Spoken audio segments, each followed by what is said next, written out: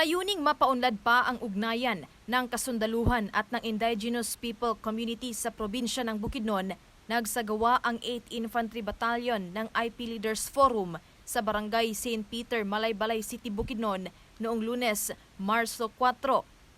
Dinaluhan ito ng mga tribal leaders, ritualist at indigenous peoples mandatory representatives o IPMR mula sa iba't ibang barangay ng Upper Pulangi ng nasabing syudad.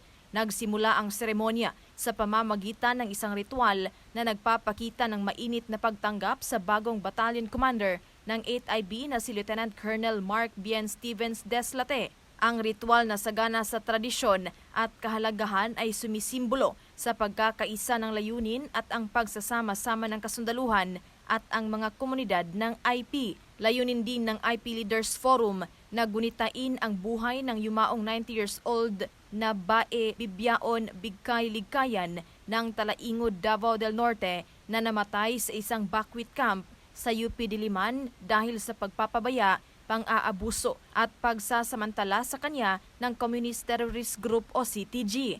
Kaugnay nito, ipinahayag ni Datu Renato S. Sumbungan, Malaybalay City IPMR, ang suporta ng kanilang komunidad sa National Task Force in Ending Local Communist Armed Conflict o NTF-ELCAC at hinihikayat naman ito ang iba pang tribal leaders na magkaisa laban sa mga rebeldeng komunista at sumuporta sa kampanya ng pamahalaan laban sa rebelyon. Pinuri rin niya ang suporta na ipinakita ng 8th IB sa pamamagitan ng aktibidad at depensa na ibinigay nila sa kanilang ancestral domain. Samantala, nagpasalamat naman ang 8th IB sa mga dumalo sa naturang aktibidad dahil sa kanilang suporta at pagtanggap sa kasundaluhan. Aniya, magpapatuloy sila sa pagbibigay proteksyon sa komunidad ng IP sa Bukidnon.